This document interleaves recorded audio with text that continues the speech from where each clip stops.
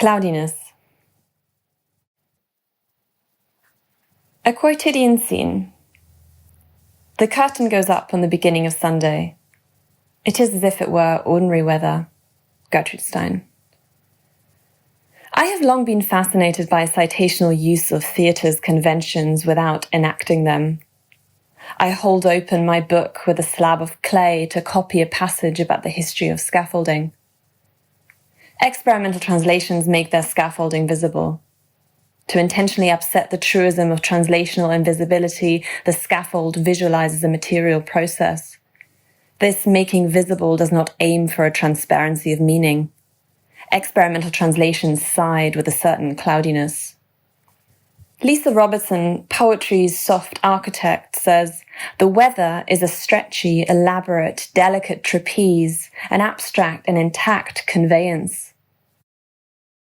The weather also allows for small talk in a foreign language. It gives us a rich vocabulary for affective states, for speculative observations. I have tampered with the minimalist excavations of writing, but I lack the unflappability for such an assured disposition. I have a soft spot for the geometric drama of ornate artifice. Sometimes a student writes, "History teaches us," or "the scholarly literature agrees." And sometimes I let it go, and sometimes I lecture them gently, but secretly envy their innocence to make clear propositional statements. In an embrace of clouding the issue, I will speak near experimental translation today, in proximity to it and intimacy with it rather than purely about it. The Vietnamese-born filmmaker, writer, and academic Trinh T. Minh Ha explains her concept of speaking nearby. Quote, "A speaking that does not objectify, does not point to an object as if it is distant from the speaking subject or absent from the speaking place. A speaking that reflects on itself and can come very close to a subject without, however, seizing or claiming it. A speaking, in brief, whose closures are only moments of transition. These are forms of indirectness well understood by anyone in tune with poetic language. Every element constructed in a film refers to the world around it while having at the same time a life of its own. To speak nearby is not just a technique or a statement to be made verbally. It is an attitude in life, a way of positioning oneself in relation to the world. Thus, the challenge is to materialize it in all aspects of the film, verbally, musically, visually." Unquote. More precisely, I want to think near the tactility of translation, its harboring of touch, its receptivity to other materials, what it picks up along the way. When I think of language as material, let's say as viscous, gooey, slushy matter, I think of Mina Loy's mucous membrane and trickle of saliva. I think of the abundant, sensual furnishings of Lisa Robertson's poetry and prose. I think of Sarah Ahmed, who reminds us that, quote, "the word furnish is related to the word perform and thus relates to the very question of how things appear. Queer becomes a matter of how things appear, how they gather, how they perform, to create the edges of spaces and worlds. In translation, we feel the word's edges, listen for worlds. My dog smacks his lips, stretches, yawns, asking me to enter his soporific, salivary language. Maria Puig de la Bellacasa argues the haptic disrupts the prominence of vision as a metaphor for distant knowing as well as the distance of critique, but it also calls for ethical questioning. What is caring touch in this context? I think of poets and queer theorists because that's the lived, read and written experience I bring to bear in my thinking about translation across different media, translation as my scaffold, where the thinking of the building is on display. Besides, I always think about how things are made. What from the process is discarded to serve the finished product, if it is ever finished? How do you cement the process into the work so it becomes integral to it?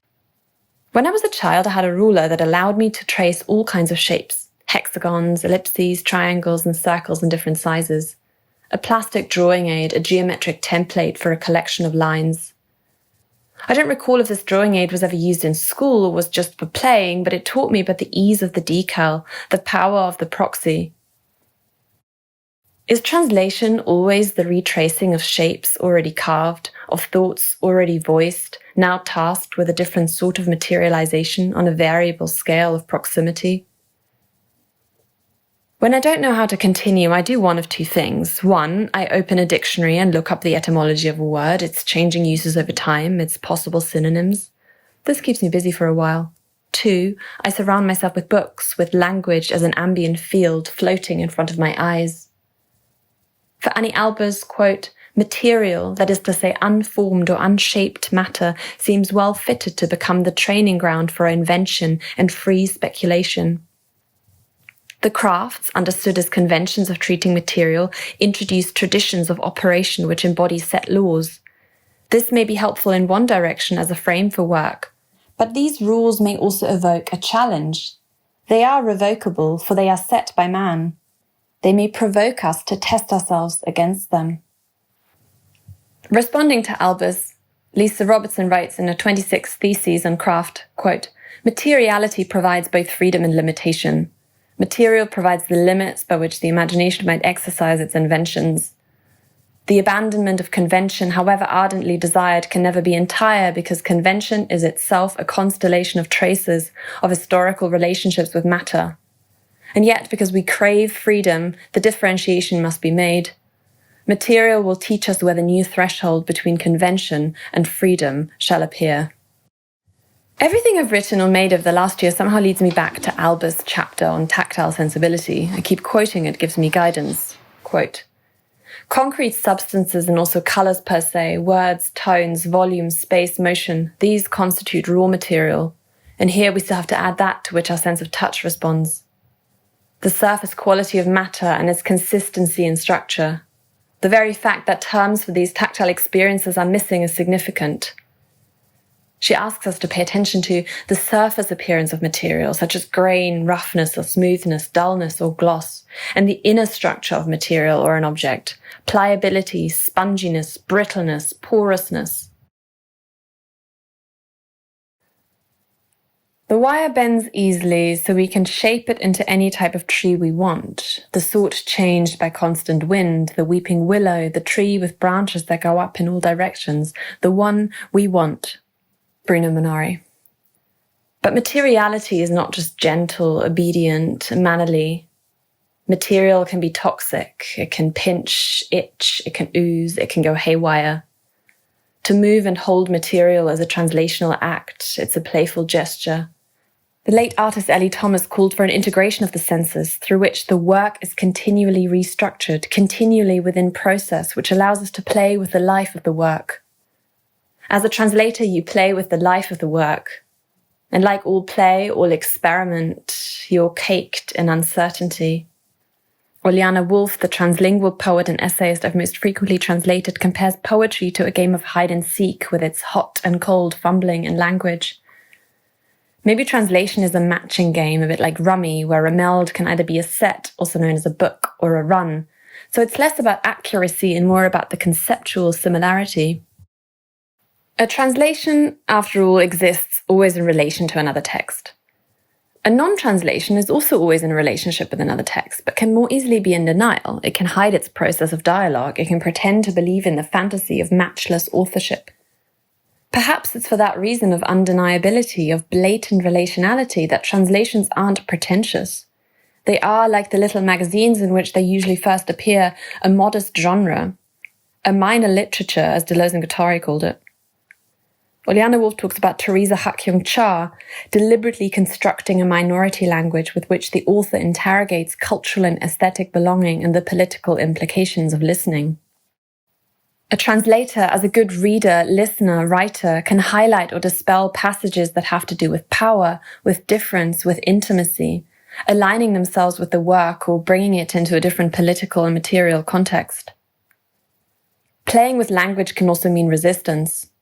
Don Mi Choi's Hardly War uses translingual puns to attempt what she calls a new anti-colonial vocabulary of wound. Sometimes we use language to interrogate certain ways of looking at objects and beings, or ways of being in our bodies, or for our bodies to be with others. We learn to care for the hidden, the small, the insignificant, the demoted, despised, marginalized, non-normative, things that don't fit, explode the template. For Uliana Wolf, both experimental erasure poems and translations are about paying attention to what will disappear. In this way, they are connected to memory, to visibility. Translation, in its attempt to preserve, to prevent disappearance, commits that disappearing act. If translation is always residually monolingual and authorial in the way it sets hierarchies and directions, it also froths the edges and is inevitably, humbly subsidiary. I mean this as a compliment. In a recent interview in the Capilano Review, the dancer Dana Michelle speaks about her process. When I'm doing research, I'm cloaked in an invisible Velcro suit or a magnet suit. I'm in constant osmosis mode. I'm soaking everything up like a goddamn Christmas fruitcake. I'm touching materials, talking, thinking, getting super swollen with all the information. I was most interested in how a body reacted in the time of performance after having worn this soaked fruitcake suit. Translation as this fruitcake suit. Latasha and Nevada Diggs says, I try on multiple languages like ribbons to better understand the gaps in my lineage and those histories indirectly related to me. Anne Carson brings translation into not explicitly translational projects. Stacks, a 2008 collaboration with choreographer Jonah Bokaya and sculptor Peter Cole, sees performers dance with cardboard boxes. They stack, restack, balance them on their heads, move them, kick them over, let them fall, let them tumble, drag them. At one point, the cardboard boxes also constitute the podium behind which Carson stands and from which she recites her poem. The process the dancers enact is translational, and translation, in turn, is a form of stacking. The stacks provide at times a headrest, at other times they weigh the body down, become unmonumental sculptures or toys to be tossed around, or occasions for gymnastics, for a duet, for what Uliana Wolf in my translation would call a dabbling double, a twin language. Sawaka Nakayasu, another translator and writer, brings ants into the translation laboratory and onto the stage. In her performance Insect Country, where the ants are co-performers, Nakayasu asks what it means to be under the tutelage of insects and to have ant affinity. She explains in an interview, quote, I think that everything is connected by translation and by a larger feeling of translation as movement and difference and reiteration and new avenues towards thinking about articulation. I could point to or talk about any single one of my books through the lens of translation. The ant book just as well as a translation. It's just that in that book, everything is being translated through ants, but something is moving from one place to another. Usually when we translate, when we talk about literary translation, we're moving through one language to another. The wall that it passes is this linguistic difference. But that wall that it passes can be anything. It can be performative. It can be thematic or material or temporal. That's really interesting as a way to think about just being in the world, unquote. In my experimental translation class, I ask students to read John Keane's essay, Translating Poetry, Translating Blackness, getting them to think about how translation needs to be energized by the vital work in critical race studies, queer studies, disability studies, by small press publishing, by work that teaches us how to destabilize what we know and how we've come to know it. But I also ask students to spend time with Keane's Emotional Outreach Project, which consists of simple scores reminiscent of Fluxus pieces, which are activated by readers. One of Keane's prompts is to write out a beautiful line of poetry and leave it in public spaces. Today I picked Yoko Ono's Cloud piece from 1963. Imagine the clouds dripping. Dig a hole in your garden to put them in. An ordinary scene, an element of chance, a moment of transition, a simple playfulness spun into philosophy, into forms of connection, an attitude in life. Subtle translation of the everyday.